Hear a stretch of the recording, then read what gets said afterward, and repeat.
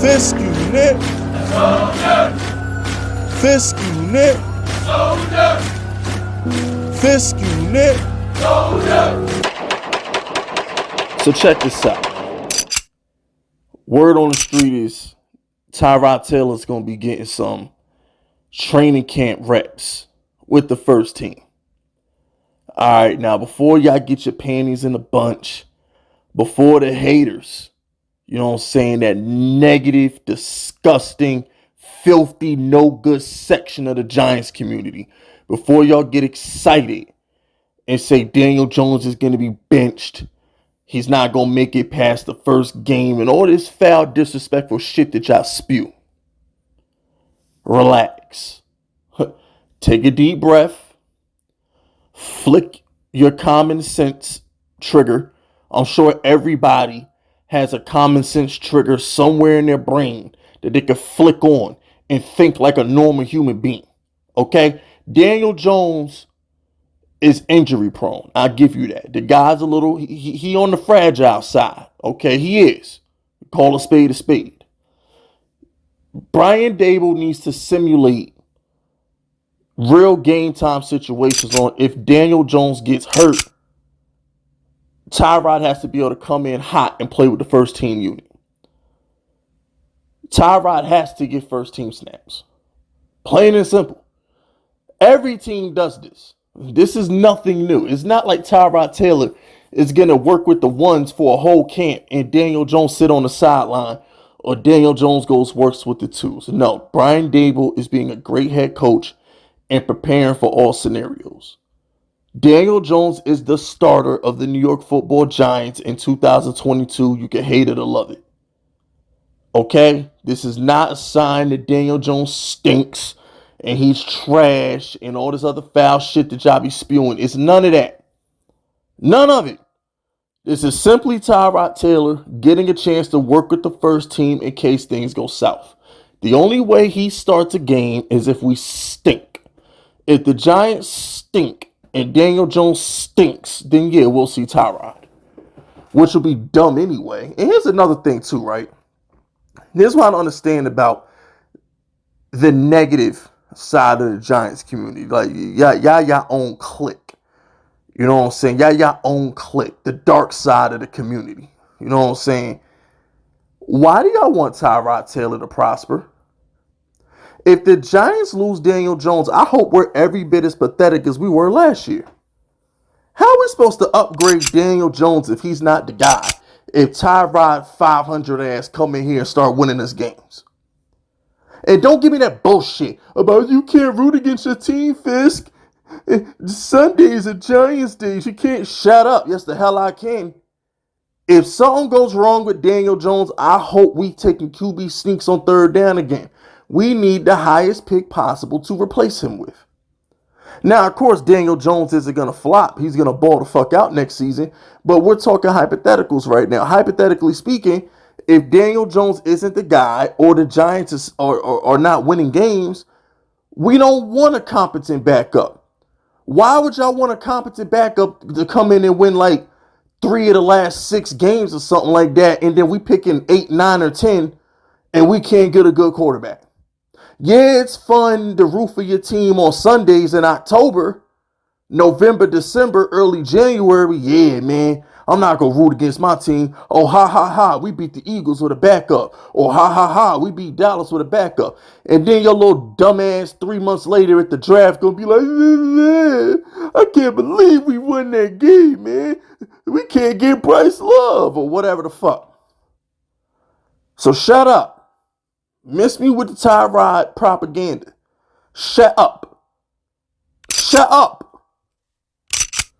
Oh, we want a competent backup. We need Tyrod Taylor to come in if Daniel Jones can't produce. If Daniel Jones can't produce, we need to go 0-17. The fuck is wrong with y'all? We can't be like we were last year. We gotta win. Why we gotta win games?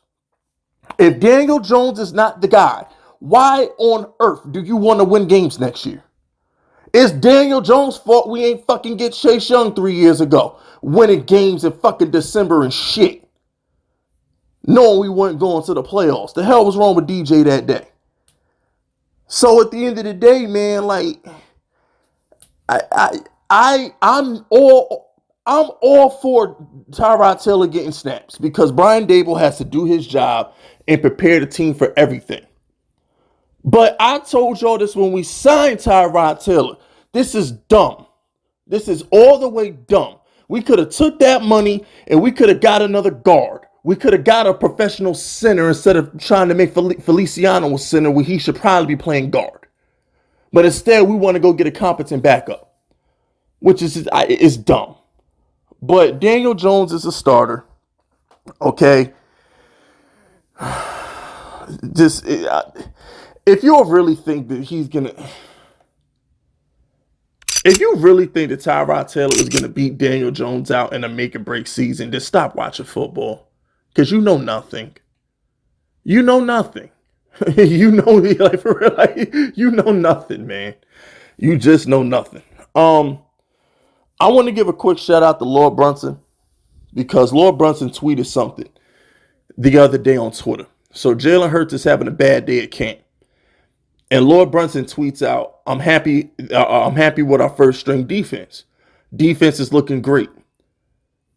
Instead of tweeting out Jalen Hurts is playing bad, he decided to big up his defense instead. Where Daniel Jones had a bad day earlier this week and everybody was reporting about Jimmy G and Tyrod Taylor. That's the difference between the Giants content creator and the Eagles content creators. The Eagles content creators find the positives in all scenarios, and that's what they preach to the base. So if you want to know why the Eagles fan base is way lit right now, it's way funner to be an Eagle fan than a Giants fan who are in disarray. The Giants are split down the middle. It's a lot of civil war, a lot of dysfunction going on with the Giants community right now. That's because most of the content creators choose to be negative and report on the negative instead of highlighting the positives. For every negative thing y'all said about Daniel Jones in training camp, that should have been a Kayvon Thibodeau video. That should have been Xavier McKinney. That should have been glorifying Wink Martindale. But instead, you choose to spew negativity about Daniel Jones and talk about negative shit about Danny. You're making Daniel Jones a story when he doesn't have to be. That's why I retweeted LB, because LB and Philly 500 and Philly Mike and these guys, they're doing for their fan base what I try to do for my section of the Giants community. I try to uplift us. I try to focus on the positives. Give us something to root for. Give us something to be happy about. The whole world is against us. The whole world is against the Giants. And you got the content creators spewing negative shit. It makes no sense. Every time a Giants fan turns on the television, we're getting laughed at. And then when we got to come home and turn on YouTube or some shit like that, or go and read a blog, we're getting shitted on by our own kind. It's terrible. What does an average Giants fan have to be optimistic for if all you fuckers want to do is talk about what's wrong with the damn team? Whatever, though. Like I said, me and Kyle Pizzle every Wednesday. Giants Outsiders. I'm on this channel every day. Trying to give y'all something positive to listen to. Something to be excited about. You feel me? Don't shoot me. I know I have no credibility because I choose to talk about the positives about the team. I mean, you know what I'm saying? I don't know what I'm talking about because I don't want to talk about negative shit. Shoot me. For real, shoot me. I don't know. Whatever, man. Well, fuck the Tony injury. I don't feel like talking about the Tony injury. That's it. That's all. Subscribe to the unit if you're rocking with me. My name is Fist Vegas, and I approve this message.